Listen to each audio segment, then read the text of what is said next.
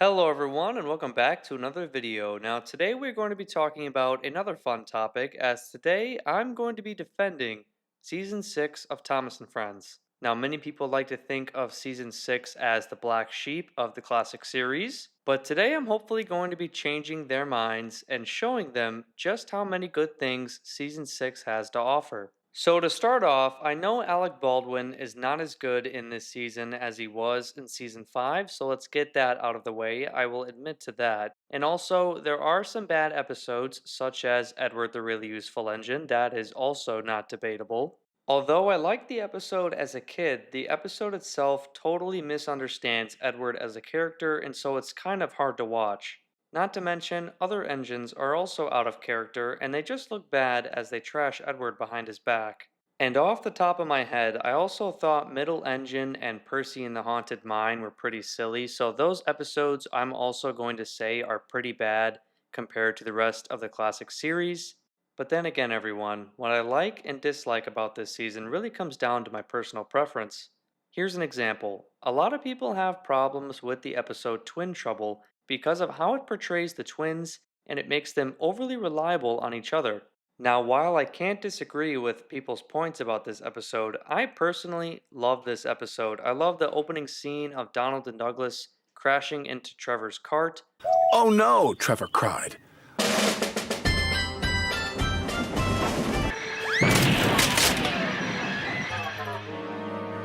And can we talk about how amazing that music was in that scene? I've honestly watched this episode over 1,000 times in my lifetime already, and I am not that old. And so there's always going to be episodes we just like or dislike. And let's not act like seasons 1 through 5 didn't have episodes that were amiss.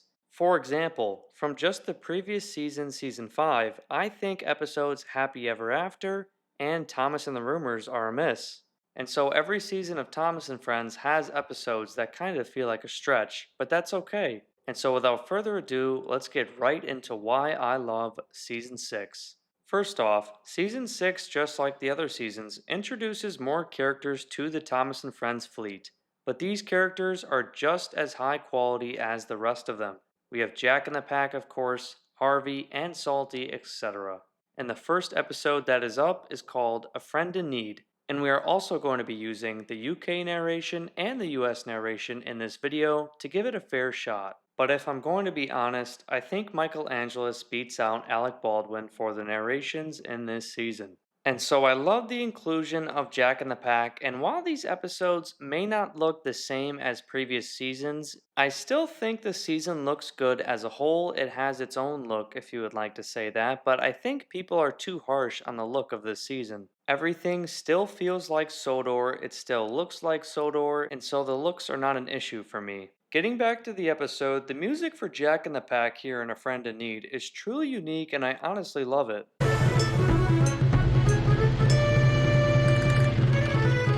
And the interactions between the pack members are also very entertaining, and Alec Baldwin actually does a good job here. Sometimes his bucket is too full. Careful, Bumble Bucket. Sorry, said Ned cheerfully. And so just in general, the Jack in the Pack episodes of this season feel very fresh and it's a much welcome addition to the Thomas and Friends universe. So essentially this episode culminates into Ned knocking off an important keystone of the Quarry Bridge. Then there was trouble. Ned hadn't lowered his crane arm far enough. It knocked loose the important keystones.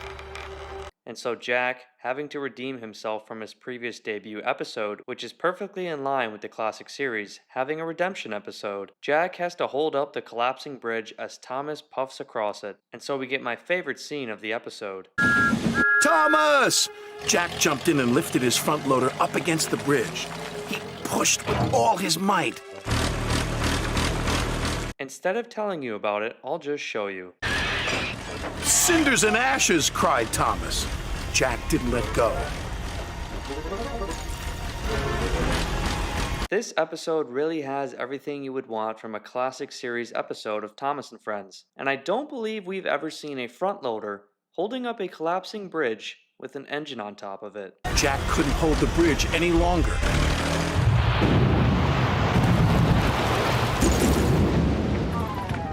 The creativity of these Jack in the Pack episodes truly are a highlight of this season. I think so.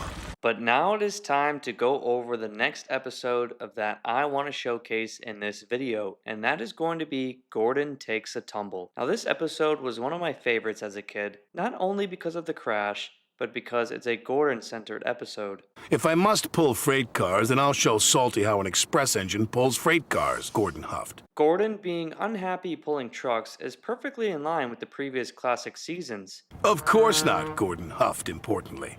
Express engines don't pull freight cars. It wouldn't be dignified. And I really don't understand why people have a problem with the crash. Many people online say that the crash is over the top and not very serious. But Thomas and Friends has always been crazy with crashes, and not every single crash is taken incredibly seriously. And in my opinion, this episode has some of the best visuals in the series ever. And if you don't believe me, just take a look at these foggy shots. Fog covered the island of Sodor.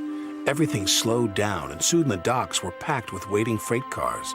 Sir Topham Hatt came to the sheds. And I also love how they portray the Fat Controller here, really keeping it in sync with the previous seasons. You too, Gordon, he said. I need a big engine to take the freight cars where they won't be in the way. Freight cars, huffed Gordon. And can we just appreciate the consist of trucks that Gordon is pulling? It was too late. Gordon had already raced into the distance. And now we come to the famous crash, and I always love the scene right before leading up to it. But the signalman had accidentally left the points switched to the branch line. Gordon rattled through the junction. And I think we all know who the Fat Controller is going to be firing next. Anyways, getting back to the crash, what they do with Gordon's model and the trucks is so beyond entertaining. The branch line couldn't take his weight, and the rails buckled. Oh, help! Gordon Like, oh my gosh, talk about a crash. cried as he slid off the tracks. And so I don't really see why people have a problem with this scene. Let's see what the modelers can do with these crashes. I have many fond memories of this crash as a kid because I used to recreate this crash using my wooden railway items, of course Gordon, and then I would have him crash through some barrels, whether it's from the barrel car or through some ascending track risers. I also love how Gordon loses his tender here. And so, as a whole, the model work in this episode is fantastic. I mean, just look at his driver and fireman. Now, I know Gordon ignored a go slow sign in this episode, but I think in the heat of the moment, it's a decision he would have made as he hates pulling trucks and he wants to show how it should be done. And so I think this episode is perfectly in line with Gordon's character, and it's the least of this season's problems. And now it's time to show off an episode narrated by Michael Angelis, and this one is called Thomas and the Jet Engine, which I have many fond memories of as a child. "You've broken the record again," said his driver. "I'm the fastest," boasted Gordon. But not all the engines were impressed. "Speed isn't everything." And just like in Season 5, the bickering between the engines continues in this one. And as you can tell from the clip I just showed, Michael Angelis brings a very entertaining energy to this season. "Uh-oh," said Cranky. Before he could say anything else, the jet engine was rocketing Thomas up the track. Now, one thing I will admit to during this season is that some characters do take a step back in their progression. An example would be Percy, as he's always the one asking questions and the one who seems clueless in the moment. "What's a jet engine?" asked Percy. And why is he always wearing his sad face? The driver tried to put on the brakes, but Thomas couldn't stop. Oh, boy! This is some of Season 6's best work and also Michael Angelis's. You really can't match this energy he's giving. The station master called ahead. "Clear the lines, it's a runaway train!" I also love that they include Tiger Moth in the background there, and also a jet engine may be a bit silly, but I love the fact that they are giving into it and the energy the episode brings really makes it come together nicely. Signals were changed and points were switched. Thomas had never been so excited. Thomas flew by James. And then we get the scene that everyone loves of Thomas and Bertie at the railway crossing. "Want a race, Thomas?" beeped Bertie. never mind. And then, of course, after Gordon breaking his own speed record, he doesn't like to see Thomas pass him with the jet engine. I am the fastest, said Gordon proudly. Hi, Gordon. Bye, Gordon. Gordon could not believe what he had seen.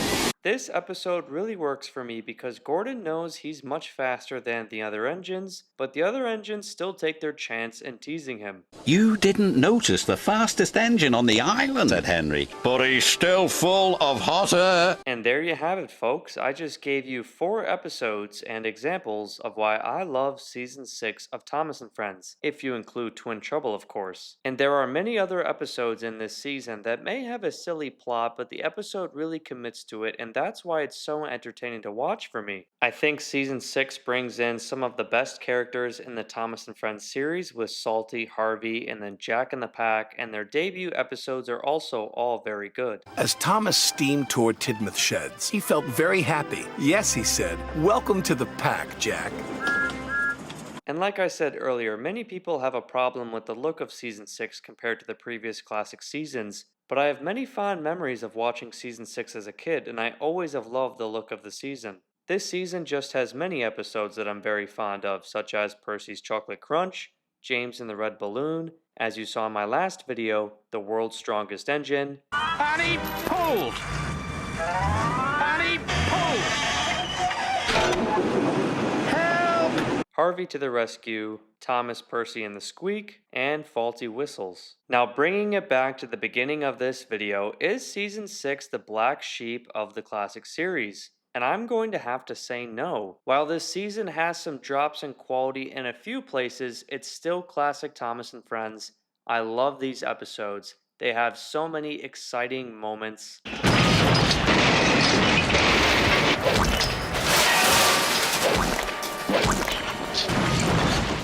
And even when the plot seems silly, the episode commits to it and makes it very entertaining to watch. The station master called ahead.